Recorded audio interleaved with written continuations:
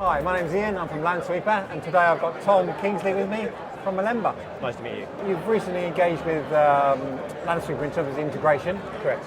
What was the reason for wanting to do that? Historically, we've not had an offering for software asset management, and that excluded us from entering in tenders and bids. And also, lots of clients would come to us looking for a solution.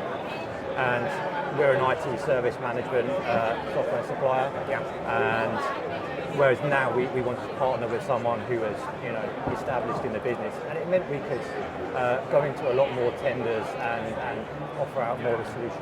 One of the things we want to do is we want to make it as plug and play as possible. So when we develop it, you just put in your connection details to the data source, the API, and then we've got a best practice set of configuration. So, what's good for the majority of our clients. So they'll bring in the assets that they need and want, and all the fields are all pre-configured. Obviously, if those advanced clients want to go on and then do further customizations, if they've got extra fields or custom fields or things they'd like to bring in, then again we can do that on top. But we wanted to go to a partner who is established, recognisable, cost-effective, and it just made sense to partner with Landsweeper. When you bring Landsweeper and Malemba together, it enables you to do a lot more where those things working in isolation. So what it allows you to do is do a lot more with your service management capabilities, your best practice processes. So things like problem management, you only have a finite amount of resource to spend within your IT budget. It's important you focus it in the right area.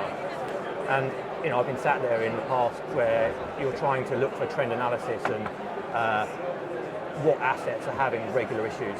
And if you don't have that information in your service management tool, which you've got from Landsweeper, you can't then look for those trends and themes. Knowledge management, same again. You're always looking for linking your knowledge to your asset CMDB. How can you fix that server going down on a Tuesday? If you link it to those assets and those asset types, which you can get from Landsweeper, again, you can then pop up knowledge and show things which are relevant to it. Whereas if you don't have those assets and information, it's quite hard to do that. A lot of pressure on cost nowadays to make things cost effective is, instead of buying more licenses, it's making sure you link your people records in our system to licenses in Landsweeper.